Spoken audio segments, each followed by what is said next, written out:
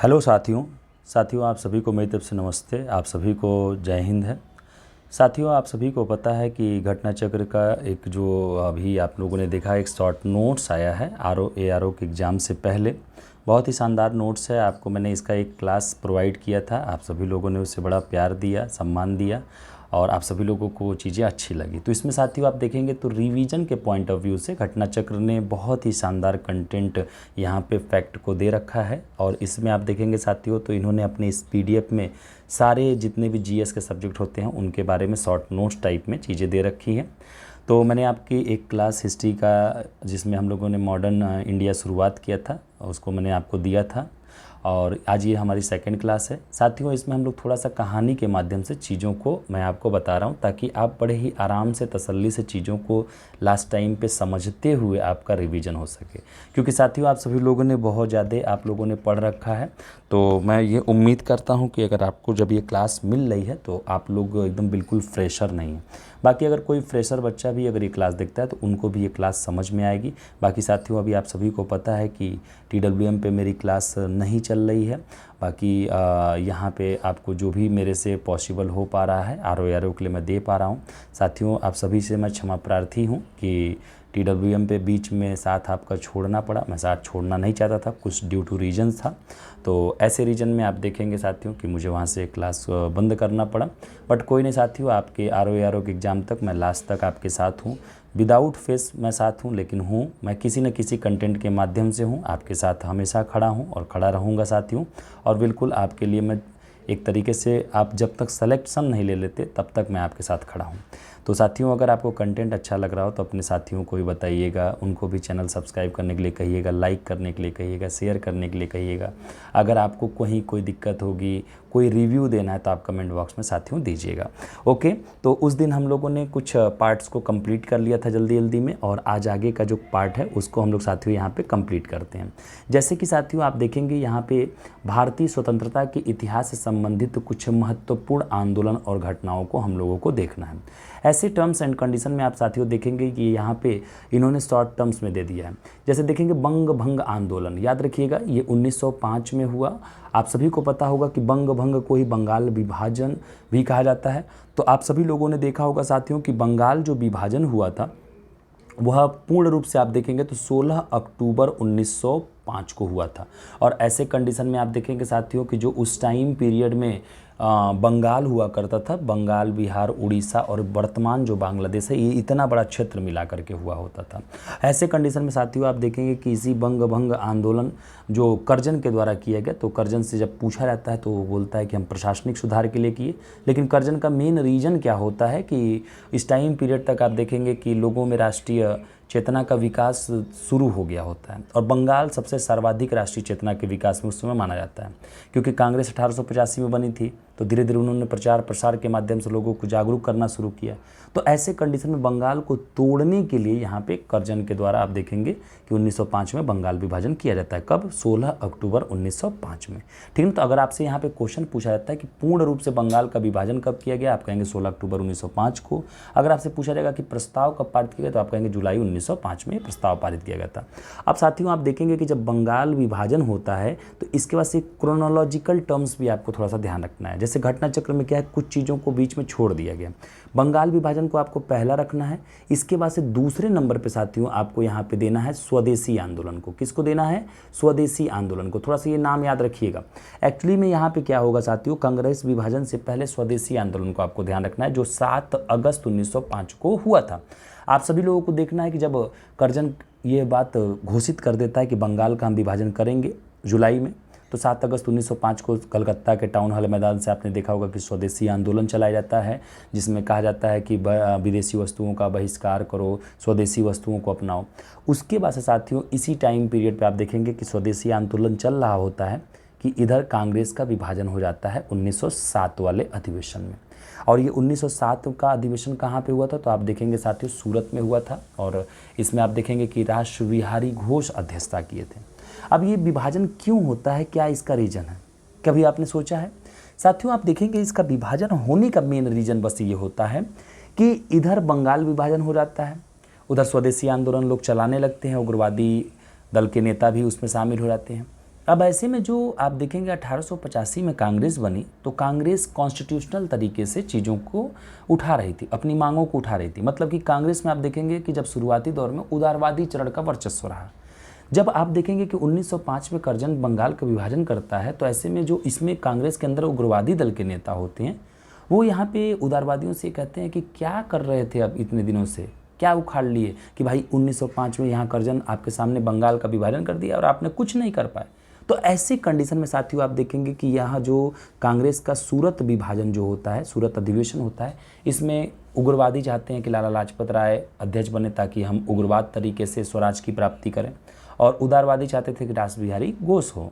ऐसे कंडीशन में आप देखेंगे कि रास बिहारी घोष जो उदारवादी दल के होते हैं वो जीत जाते हैं चुनाव और कांग्रेस के अध्यक्ष चुने जाते हैं। ऐसे में कांग्रेस के गरम दल के नेताओं को 7 वर्ष के लिए कांग्रेस से निष्कासित कर दिया जाता है। तो आप सभी को एक कहानियाँ पता होगा, तो इसमें नरम एवं गरम दल में विभाजन हुआ था, ठीक है ना। अब ऐसे कंडीशन में आप देखिएगा जब नरम दल और गरम दल में यहाँ पे विभाजन होता है, तो एक कंडीशन और समझिएगा, ये देखिए ना रीजन क्या है। इधर अंग्रेज चाहते थे कि जो नरम दल के लोग हैं उदारवादी, इनको हम तोड़ दें ताकि वो गरम दल से अलग हो जाए, और इधर बंगाल विभाजन करके अंग्रेज ये चाहते थे कि मुसलमानों को हम अपने पक्ष में ले लें। कहने का तात्पर्य था कि गांधी जी ने एक ही कथन कहा था कि अगर आप 50 कलम को रखो एक साथ तो आप देखोगे टूटेगा वो नहीं टूटेगा, लेकिन एक पेन रहेगा तो उसे एक बच्चा भी तोड़ देगा। तो यहाँ पे अंग्रेज़ों की ये बड़ी अच्छी स्ट्रेटजिक रणनीति इन्होंने अपनाया था कि इधर नरम दल को तोड़ दिया और नरम दल को चढ़ाने लगे, इधर बंगाल विभाजन के दौरान मुस्लिमों को चहेती पत्नी कहने लगे। अब ऐसे कंडीशन में ये भारतीयों को ही आपस में लड़ा दिए। अब जब लड़ा दिए तो स्वाभाविक सी बात है, जहाँ पे संयुक्तता नहीं रहेगी तो आप सभी को पता है कि वो चीज़ें नुकसानदेह ही होंगी। अब ऐसे कंडीशन में साथियों आप देखेंगे कि इसके बाद से ये कुछ पॉइंट आपका होता है। फिर 1916 में आप देखेंगे लखनऊ पैक्ट दिसंबर, यहाँ लिखा गया है कि 1900 दिसंबर, इसको काट देना, लखनऊ पैक्ट होता है 1916 में। अब यहाँ पे थोड़ा सा इस घटना के बारे में देखिएगा क्या है ये। आप देखेंगे साथियों कि अब इधर 1916 में लखनऊ पैक्ट होता है, आरसी मजूमदार आप देखेंगे कि इसकी अध्यक्षता कर रहे होते हैं। गांधी जी इधर 9 जनवरी 1915 को भारत आ चुके होते हैं, पूर्ण रूप से 1916 वाले में गए होते हैं। और आप देखेंगे साथियों कि इसी 1916 में होम रूल लीग भी आई होती है, चाहे एनी बेसेंट की कहिए चाहे तिलक की कहिए, दोनों लोग शामिल यहाँ होते हैं।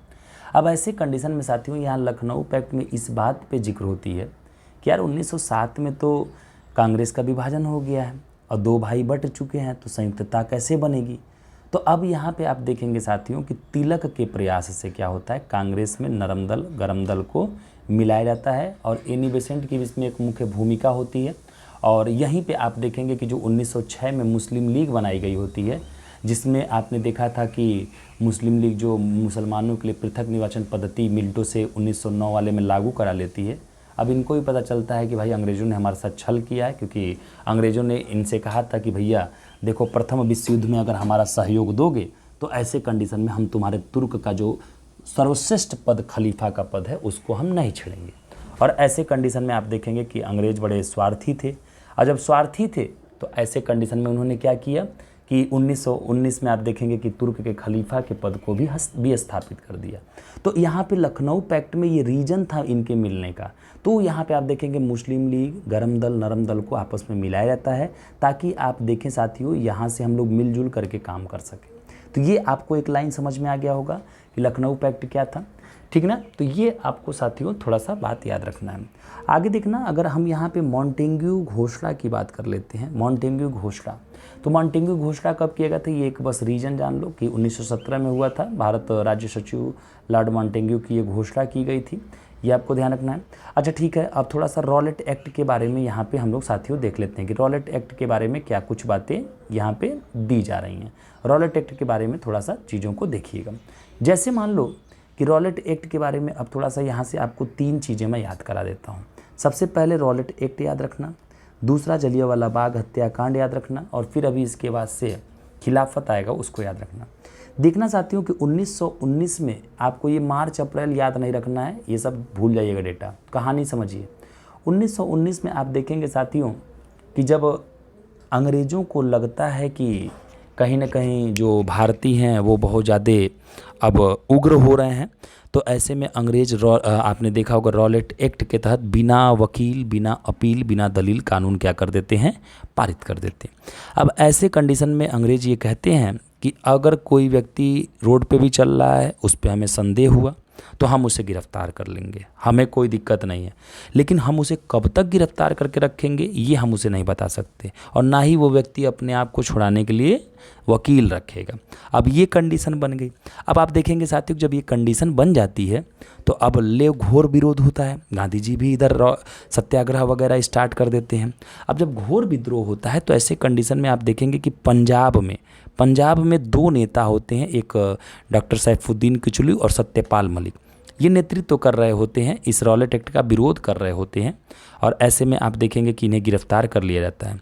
फिर आप देखेंगे साथियों, जब इन्हें गिरफ्तार कर लिया जाता है तो पंजाब की जो जनता होती है, वो इन्हें छुड़ाने के लिए एक जगह इकट्ठा होती है। तो आप देखेंगे साथियों, जनरल ओ डायर ने धारा 144 लागू कर दिया था उस टाइम पे पंजाब में, लेकिन यहाँ पे जो भी जनता थी उसे पता नहीं था इस बात का। और ऐसे में वायसराय का ही एक सदस्य जो भारतीय रहता है, जो गद्दार निकल गया, वो कहता है कि ठीक है आप लोग शांतिपूर्ण धरना दीजिए, और जलियांवाले बाग में लोग शांतिपूर्ण आंदोलन करने जाते हैं। तो जनरल ओ डायर को तो ये लगता है कि भैया ये लोग बिना धारा 144 लागू है मेरी बात नहीं मान रहे हैं। जनरल ओ डायर उस भारतीय से बोलता है क्या तुमने मना नहीं किया? तो अब वो भारतीय देखिए उधर अनुमति भी दे दिया, इधर ये कहता है कि साहब हमने तो मना किया था, ये जबरन आए हैं। अब ऐसे में आप देखेंगे जनरल ओ डायर तोप लेके पहुंच जाता है और तोप लेकर के जाता है उस पार्क में। आप कभी जाइएगा देखिएगा, पंजाब में एक ही गेट है, लगभग 1000 लोगों को 13 अप्रैल 1919 को पूरा तोप से भुनवा मारता है। तो उसी को हम लोग कहते हैं साथियों जलियांवाला बाग हत्याकांड। तो आपको पता है ना, रॉलेट एक्ट के बाद क्या आएगा, जलियांवाला बाग हत्याकांड आएगा। जनरल ओ डायर आप देखेंगे यहाँ पे जनसंहार कराता है। तो क्रोनोलॉजिकल टर्म्स जो हैं साथियों, ये क्रोनोलॉजिकल टर्म्स आपके गलत नहीं होने चाहिए, ये एग्जाम में आपको गलत नहीं करना है। अच्छा ठीक है, अब क्रोनोलॉजिकल टर्म्स में आप देखो 1919 में 3 बातें हुई। पहला क्या हुआ, रॉलेट एक्ट। रॉलेट एक्ट के ही विरोध में सत्यपाल मलिक और डॉक्टर सैफुद्दीन किचलू को गिरफ्तार किया गया, तो हुआ जलियांवाला बाग हत्याकांड। और फिर आप देखोगे साथियों, प्रथम विश्व युद्ध कब से कब तक चला था, तो आप कहना 1914 से 18 तक चला था। अब जब 1914 से 18 तक प्रथम विश्व युद्ध चला, तो आप देखेंगे इधर मुसलमानों को अंग्रेजों ने क्या बोल करके सपोर्ट लिया था प्रथम विश्व युद्ध में, कि हम तुम्हारे तुर्क का जो सर्वोच्च खलीफा पद है उसे हम हटाएंगे नहीं। और भारतीयों का भी सहयोग लिया था इसमें, गांधी जी सब लोग इसमें सहयोग किए थे, आपको तो पता ही है। बाद में जब अभी आगे द्वितीय विश्व युद्ध आएगा तब देखेंगे कि किस तरीके से इन लोगों ने कहा कि नहीं भैया ये तो अंग्रेज केवल बेवकूफ़ बनाते हैं, इन्हें मना कर दो। तो ऐसी कंडीशन में आप देखेंगे कि खिलाफत आंदोलन में जो इन्होंने वादा मुसलमानों से किया, प्रथम विश्व युद्ध में अंग्रेजों ने, उस वादे से मुकर गए, और ऐसे में मुसलमानों के द्वारा खिलाफत आंदोलन शुरू किया गया तुर्क के खलीफा के पद को लेकर के। तो ये 1919 में होगा, और इसमें 2 भाई शौकत अली और मोहम्मद अली ने मिलकर के इसकी शुरुआत की थी। बाद में आप देखेंगे कि इसी खिलाफत आंदोलन में गांधी जी पहुंचते हैं, तो मोहम्मद अली जिन्ना कहते हैं कि अरे भाई ये गांधी है, मुझे इस पर विश्वास है, ये पक्का राजनीति करने आया है और इसकी बात आप लोग मत मानना। और आप देखेंगे अखिल भारतीय खिलाफत कमेटी के यहाँ पे गांधी जी अध्यक्ष भी बनते हैं, और यहीं से आप देखेंगे साथियों कि गांधी जी क्या करते हैं, मौके पे छक्का मारते हैं, और यहाँ पे गांधी जी हिंदू और मुस्लिमों को एक करके अखिल भारतीय स्तर का आंदोलन 1 अगस्त 1920 को असहयोग आंदोलन स्टार्ट करेंगे। ठीक ना। तो असहयोग आंदोलन के लिए यहाँ पे गांधी जी ने मुसलमानों का दिल जीत लिया खिलाफत में, और हिंदुओं को तो मिला ही चुके थे। ऐसे में आप देखेंगे कि कांग्रेस का नागपुर अधिवेशन होता है, और 1920 में असहयोग आंदोलन के प्रस्ताव को पारित कर दिया जाता है। अब आप बताएंगे इस अधिवेशन की अध्यक्षता किसने की थी, कमेंट बॉक्स में। अब ऐसे कंडीशन में असहयोग आंदोलन शुरू होता है 1 अगस्त 1920 को, और आप देखेंगे साथियों तो महात्मा गांधी ने इसकी शुरुआत की थी, और इसी दिन आप देखेंगे बाल गंगाधर तिलक की मृत्यु भी हो जाती है। तो आपसे अगर क्वेश्चन पूछा जाता है कि भारत में गांधी जी का सबसे पहला अखिल भारतीय स्तर, मतलब कि पूरे भारत के स्तर का सबसे पहला आंदोलन कौन था, तो आप कहना ये असहयोग आंदोलन था। ठीक ना, ये आपको ध्यान रखना है। कौन सा आंदोलन था, तो आप कहना साथियों ये असहयोग आंदोलन था, भारत में अखिल भारतीय स्तर पे गांधी जी का पहला। कब हुआ था, 1 अगस्त 1920, इसका डेट याद रखना। महात्मा गांधी ने इसकी शुरुआत की थी, लेकिन इस दिन एक बड़ी ही दुखनीय घटना हो गई कि जो हमारे बाल गंगाधर तिलक थे उनकी मृत्यु हो गई। और ऐसे में आप देखेंगे किसी असहयोग आंदोलन में तिलक कोष की भी स्थापना की गई थी। अब साथियों देखेंगे कि असहयोग आंदोलन बड़े व्यापक स्तर पे फैला, बड़े व्यापक स्तर पे असहयोग आंदोलन को एक रुख मिला, पूरे देश में लोगों ने इसे प्यार दिया। अंग्रेज़ों को एकदम डर हो गया था कि भाई ये क्या हो गया। गांधी जी ने सबसे कह भी दिया कि जो नौकरियां कर रहे हैं अंग्रेज़ों के यहाँ नौकरी छोड़ दो, जो पढ़ाई कर रहे हैं अंग्रेज़ों के स्कूलों में पढ़ाई छोड़ दो, सब लोग वापस चले आओ। और ऐसे कंडीशन में आप देखेंगे साथियों 2 वर्ष जैसे ही मतलब कि 20 में शुरू होता है, लगभग आप देखेंगे कि कुछ टाइम के बाद, कुछ महीनों के बाद आप देखेंगे साथियों चौरी चौरा कांड हो जाता है। अब ये क्या होता है, चौरी चौरा कांड में रीज़न क्या होता है साथियों कि कुछ भीड़ जो होती है वो भगत जवाहर मल, एक सेना का रिटायर्ड जवान होता है, उसके नेतृत्व में गांधी जी के इसी असहयोग में भाग लेने जा रही होती है। और ऐसे टर्म्स एंड कंडीशन में क्या होता है कि कुछ अंग्रेज मजाक बना देते हैं, तो ऐसे में भीड़ गुस्सा करके उन अंग्रेज़ों को एक थाने में जला देती है। इसी को कहते हैं चौरी चौरा कांड। तो कब हुआ था, 4 फरवरी 1922 को, और ये गोरखपुर उत्तर प्रदेश में ये पड़ता है। ठीक ना, ये आपको ध्यान रखना है। आपसे कभी ये प्रश्न नहीं पूछा गया कि किसके नेतृत्व में वो भीड़ असहयोग में भाग लेने जा रही थी, तो आप कहेंगे कि भगत जवाहर मल। ठीक ना, तो ये भगवान अहिर के नेतृत्व में वो जा रही थी, ये आपको ध्यान रखना है। भगवान अहिर नाम है। अब देखिएगा साथियों, आपसे कई बार ये भी पूछा जाता है कि असहयोग आंदोलन को स्थगित कब किया गया। तो बहुत सारे बच्चों में मिथ्या क्या होती है, वो गलत क्या कर देते हैं, इसी चौरी चौरा कांड वाले दिन को कह देते हैं कि सर इसी दिन स्थगित हुआ था। गलत बात। याद रखिएगा 4 फरवरी 1922 को तो ये बात हुआ। जब 22 को बात हुआ तो आप देखेंगे साथियों कि धीरे धीरे इस बात पे विचार हुआ, और 12 फरवरी 1922 को आप देखेंगे साथियों कि यहाँ पे गांधी जी ने बारदोली में सत्याग्रह करने गए थे, वहीं से आप देखेंगे कि इस आंदोलन को स्थगित कर देते हैं। अब जब इस आंदोलन को स्थगित कर देते हैं गांधी जी, तो अब यहाँ पे रीजन देखिएगा क्या होता है कि स्वराज पार्टी कैसे बनती है, इसको समझिएगा। अब देखना, जब गांधी जी यहाँ पे इस आंदोलन को स्थगित कर देते हैं तो पूरे भारत में सन्नाटा ही सन्नाटा आ जाता है, क्योंकि चौरी चौरा कांड हो चुका था, गांधी जी अपने असहयोग आंदोलन को स्थगित कर चुके थे। अब ऐसे कंडीशन में 1922 में आप देखेंगे कि 1922 में गया अधिवेशन कांग्रेस का हो रहा होता है, और बिहार के स्पेसिफिक पॉइंट से देखेंगे तो बिहार में यह दूसरा अधिवेशन था। ठीक ना, पहला अधिवेशन आप देखेंगे बांकीपुर और दूसरा ये बिहार का था। तो आप देखेंगे कि गया अधिवेशन में स्वराज जो आपके चित्तरंजन दास है ये अध्यक्षता कर रहे थे। जब ये अध्यक्षता करके लौटे तो ऐसे में इन्होंने देखा कि अरे यार देश में सन्नाटा पड़ गया है, अब क्या किया जाए। तो ऐसे में इन्होंने कहा एक काम करते हैं, चलो स्वराज पार्टी की स्थापना करते हैं। और आप देखेंगे मोतीलाल नेहरू के साथ मिलकर के इलाहाबाद में 1923 में क्या होगा कि चित्तरंजन दास यहाँ पे क्या करेंगे साथियों, स्वराज पार्टी की स्थापना करेंगे। इन्हीं चित्तरंजन दास का कई बार आपसे एक और नाम पूछ लिया जाता, तो आप कहेंगे देश बंधु नाम था। अब ये देखिएगा स्वराज पार्टी स्थापित करने का इनका 2 रीज़न होता है। एक पहला रीज़न कि भैया आंदोलन चलते रहना चाहिए, अंग्रेज़ों को ये ना लगे कि भैया एक बड़ा आंदोलन स्थगित हुआ तो भारतीय हार गए। और दूसरा एक काम ये था स्वराज पार्टी का कि कांग्रेस के अंदर रहते हुए क्षेत्रीय परिषदों में अपने सीटों की बढ़ाने की बात भी करते रहना है। ये 2 पार्टी, ये उद्देश्य आप तैयार करके रखिएगा, ये उद्देश्य आपको स्टेटमेंट में दिया जा सकता है। तो ये आपको स्वराज पार्टी का भी क्रोनोलॉजी आपको तैयार हो गया। अब देखना, स्वराज पार्टी के बाद से साथियों आप देखेंगे इसी टाइम पीरियड पे आपके भारत में, इसी के बाद से आप देखेंगे कि भारत में द्वितीय चरण का जो क्रांतिकारी आंदोलन होगा वो भी स्टार्ट हो जाएगा। अब आइए थोड़ा सा साइमन कमीशन की बात कर लेते हैं। आप देखेंगे साइमन कमीशन की नियुक्ति। अब ये साइमन कमीशन था क्या साथियों, इसके बारे में थोड़ा सा समझ लेना।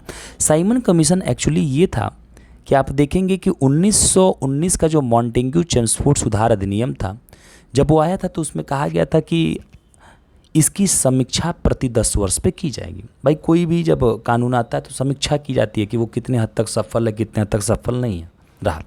ऐसे में आप देखेंगे कि इस टाइम पीरियड पे कंजर्वेटिव पार्टी की सरकार थी, और 8 साल पे, क्योंकि 2 साल के बाद आप देखेंगे कि लेबर पार्टी आ जाती है। तो ऐसे में कंजर्वेटिव पार्टी की सरकार को ये लगा कि कहीं लेबर पार्टी आए भारतीयों के पक्ष में बात ना कर दे इस समीक्षा में, तो एक काम करो, 8 वर्ष में इन्होंने साइमन आयोग का गठन कर दिया। जब साइमन आयोग का गठन किया तो आप देखेंगे साथियों इसमें कुल 7 सदस्य थे, जो कि सातों के साथ कौन थे, गोरे थे।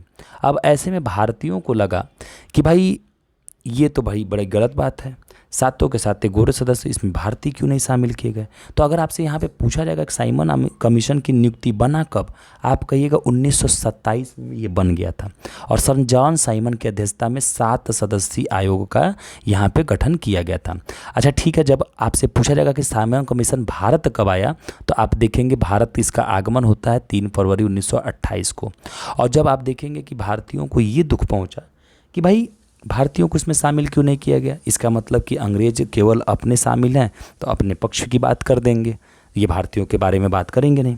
ऐसे कंडीशन में साथियों आप देखेंगे कि 3 फरवरी 1928 को जैसे ही साइमन आयोग बम्बई पहुंचा, आप देखेंगे कि इधर हर जगह विरोध होने लगा। पंजाब में लाला लाजपत राय नेतृत्व कर रहे थे। ऐसे में आप देखेंगे कि स्कॉट जो होता है, स्कॉट की लाठी लगने से लाला लाजपत राय की मृत्यु हो जाती है। अब जब लाला लाजपत राय की मृत्यु हो जाती है तो एक बड़े नेता भाई लाल बालपाल, लाला लाजपत राय गुरवादी नेता, अब बात आगे फैल बैठती है, आग एकदम फैल बैठता है। अब ऐसे कंडीशन में आप देखेंगे साथियों कि साइमन आयोग थोड़ा दब जाता है। आपके अभी 2023 RO में जो एग्ज़ाम कैंसिल हुआ उसमें यही बातें पूछी गई थी। बहुत सारे बच्चे कंफ्यूज थे कि साइमन कमीशन भारत कितनी बार आया, तो 2 बार आया था। आप देखेंगे पहली बार आया, विरोध हुआ, लाला लाजपत राय की मृत्यु हुई स्कॉट के लाठी लगने से। अब ऐसे कंडीशन में थोड़ा दब जाता है। फिर दोबारा यह 1929-30 में आएगा, दोबारा यह आएगा, एक बार जांच पड़ताल करके चला जाएगा। तो यही बस आपको ध्यान रखना है, 2 बार ये भारत आया था। अब जब यहाँ पे सारी चीज़ें हो गई, ठीक है, बड़ी अच्छी बात है, सारी चीज़ें हो गई, हटाइए इसको।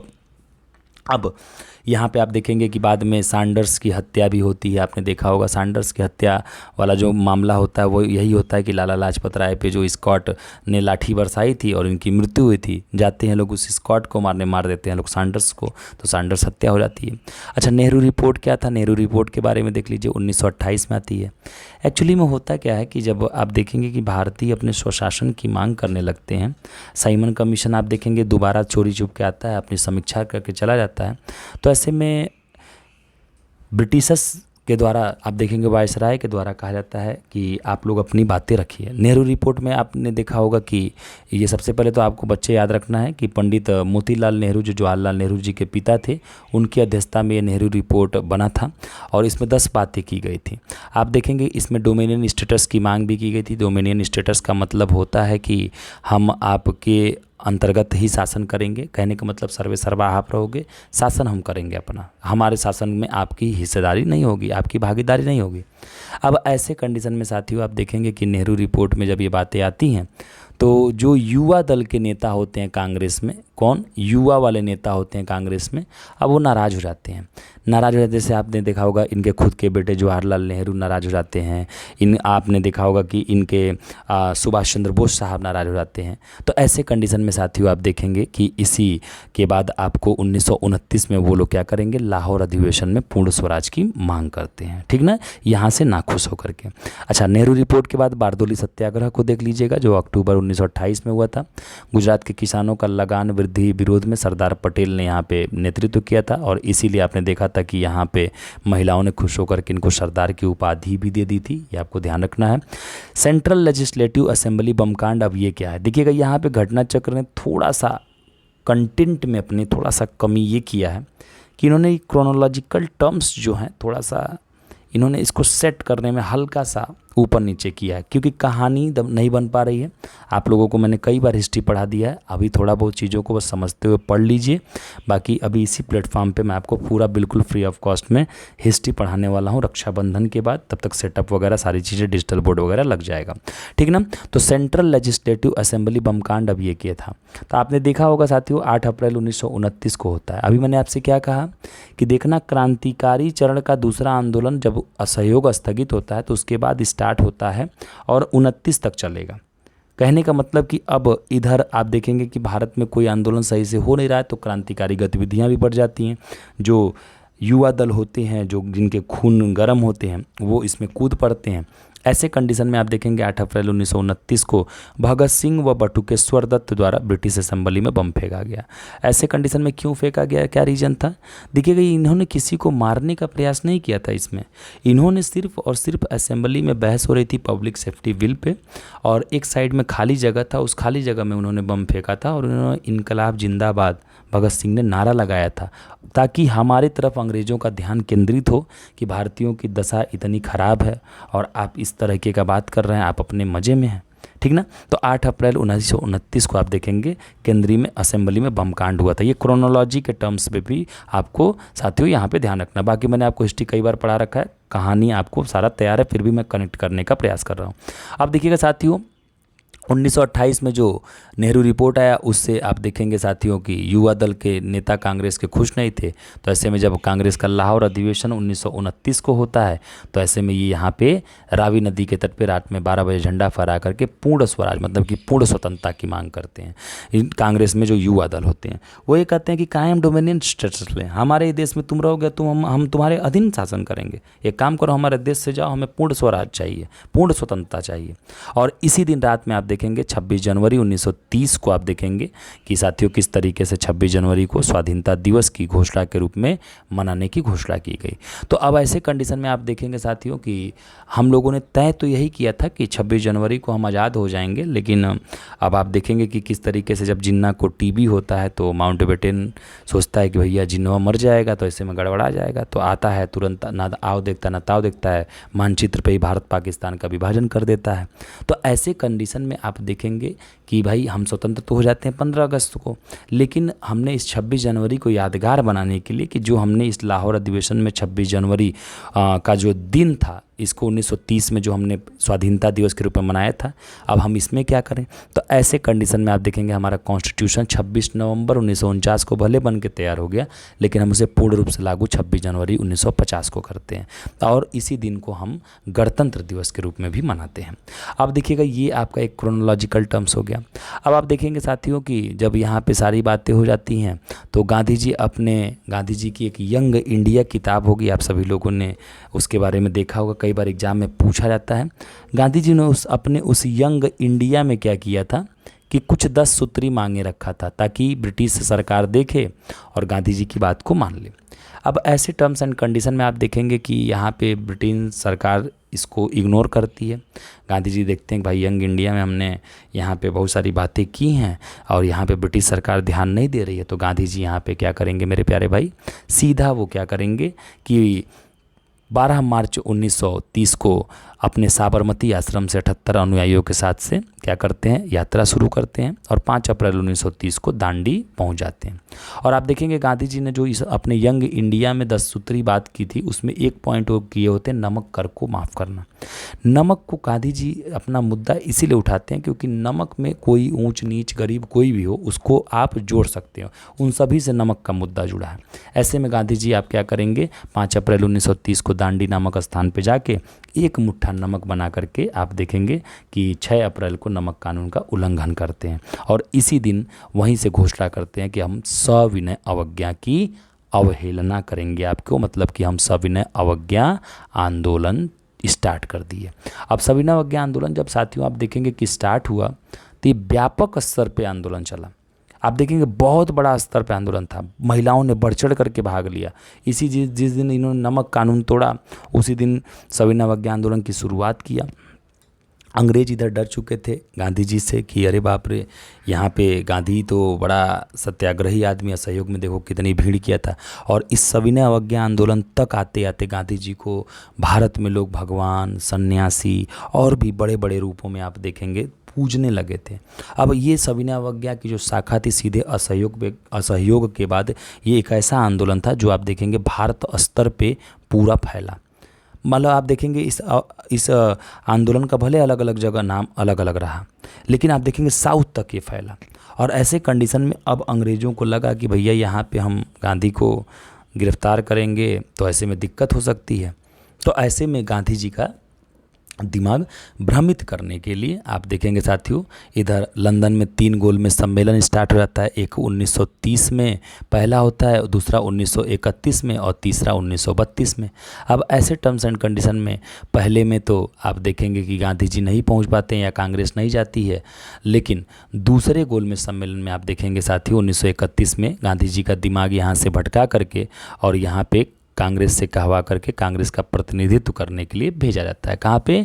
गांधी जी को लंदन।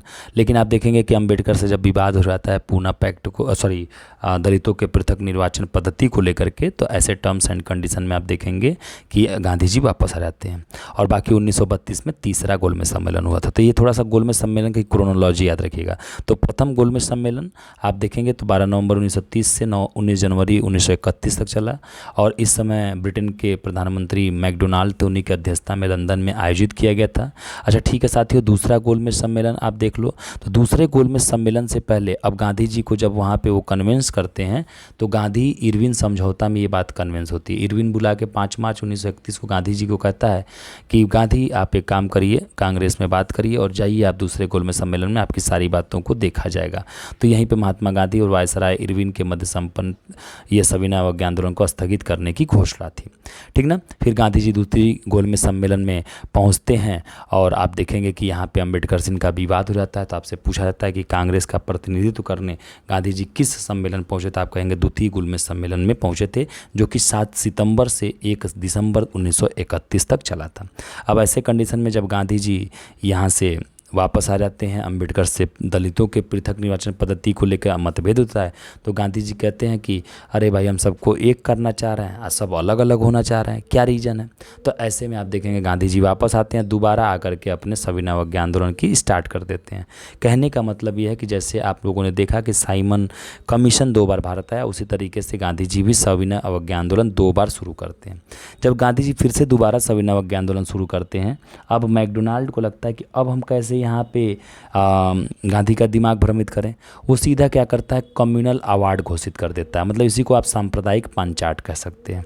16 अगस्त 1932 को घोषित करता है, और इसमें दलितों को पृथक निर्वाचन पद्धति मनमानी रूप से दे देता है, महिलाओं को भी दे देता है। अब गांधी जी को लगता है कि अरे भाई हम इधर सविनय अवज्ञा आंदोलन चला रहे हैं, इधर कम्युनल अवार्ड जिसको हम सांप्रदायिक पंचायत कहते हैं, इसके माध्यम से तो ये हमारे लोगों को तोड़ रहा है। गांधी जी तुरंत अपने दूसरी बार का जो शुरू किए होते हैं सविनय अवज्ञा आंदोलन, उसको स्थगित करते हैं। और स्थगित करने के बाद आप साथियों देखेंगे कि हरिजनों उत्थान की बात करेंगे। तुरंत यहाँ पूना पैक्ट की बात होती है। यहाँ पे 24 सितंबर 1932 को आप देखेंगे गांधी व अंबेडकर के मध्य समझौता होता है, लेकिन गांधी जी इनडायरेक्टली रूप से इसमें इन्वॉल्व होते हैं। मदन मोहन मालवीय इसमें गांधी जी को समझाते हैं कि अंबेडकर के साथ आप एक काम करिए, समझौता करिए। पूना पैक्ट 24 सितंबर 1932 को होता है। इसमें गांधी ये आशा दिलाते हैं अंबेडकर को कि हम विधान परिषदों में दलितों के सीटों को बढ़ा देंगे, आप प्लीज़ पृथक निर्वाचन पद्धति को एक्सेप्ट मत करिए। ये अभी घटना हुई होती है कि यहाँ पे तृतीय गोलमेज सम्मेलन चल रहा होता है 17 नवंबर 1932 से 24 दिसंबर 1932। इसमें भी कांग्रेस ने भाग नहीं लिया था, ठीक ना। लेकिन याद रखिएगा जो 1935 का भारतीय शासन अधिनियम निकल करके आया, वो इसी तीसरे गोलमेज सम्मेलन की ही देन थी। अच्छा, एक चीज़ आपसे और पूछा जाता है कि ऐसा कौन सा भारतीय शासन जो तीनों गोलमेज सम्मेलनों में भाग लिया, तो आप कहेंगे कि डॉक्टर BR अम्बेडकर थे। अब देखिएगा साथियों, जब यहाँ पे इस तरह की बात हो गई, तो यहाँ पे आप सभी लोगों ने देखा होगा कि अब कांग्रेस के अंदर ही कुछ लोग समाजवाद से प्रेरित थे, तो वो लोग कांग्रेस सोशलिस्ट पार्टी का गठन करते 1934 में। आपसे कई बार PCS ने एक क्वेश्चन पूछा है, जयप्रकाश नारायण, मीनू मसानी और MN जोशी, इन तीनों लोगों के नेतृत्व में यहाँ पे इसका गठन होता है। और ऐसे कंडीशन में अब आप साथियों देखेंगे कि 1934 के बाद से अब आपको यहाँ पे फॉरवर्ड ब्लॉक जब समझना है तो यहाँ पे 2 चीज़ें समझिएगा। एक 1938 का हरिपुरा अधिवेशन आपको देखना है। कौन सा अधिवेशन देखना है? हरिपुरा। और एक 1939 का आपको त्रिपुरी देखना है। आप देखेंगे साथियों कि जब 1938 में तक का समय था, तो इस समय कांग्रेस में अध्यक्ष के लिए चुनाव नहीं कराया जाता था। इस समय कांग्रेस में जो बड़ा नेता होता था वो आपके वो क्या करता था कि किसी को अध्यक्ष चुन लेता था। अब इस हरिपुरा में आप देखेंगे जो आप देखेंगे साथियों, हरिपुरा अधिवेशन हुआ, इसमें सुभाष चंद्र बोस को गांधी जी ने अध्यक्ष चुन लिया। लेकिन जब सुभाष चंद्र बोस ने अपना पहला भाषण दिया तो गांधी जी को लग गया कि भैया सुभाष वामपंथी विचारधारा से ग्रसित है, मतलब कि सुभाष जो है वो एक तरीके से उग्रवादी सोच से प्रेरित है।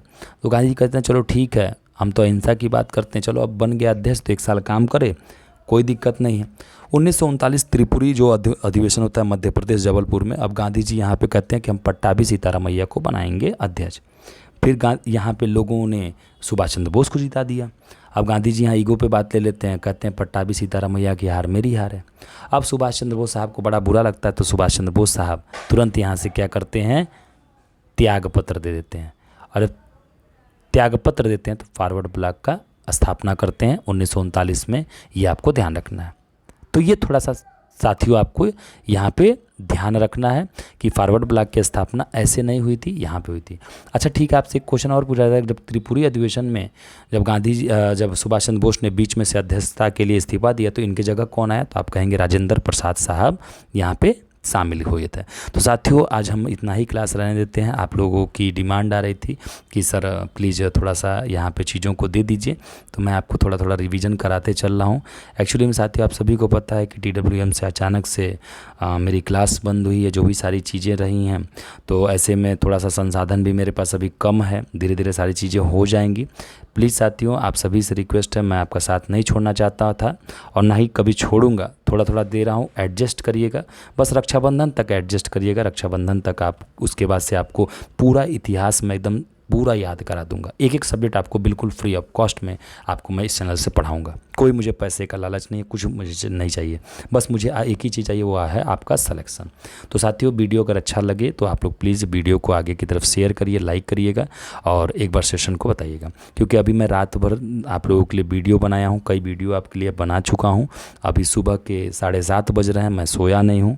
अब जम्हाई आ रही है तो यहीं पर मैं क्लास को साथियों एंड करता हूँ। ये क्लास में अपलोड करके फिर मैं सो जाऊँगा, आप लोग पढ़ लीजिएगा। तो थैंक यू सो मच। बाकी इसके आगे की क्लास कल मैं आपको दे दूँगा। थैंक यू सो मच साथियों। अच्छा लगे तो प्लीज़ अपना प्यार स्नेह जरूर आप सभी बनाएं। Thank you.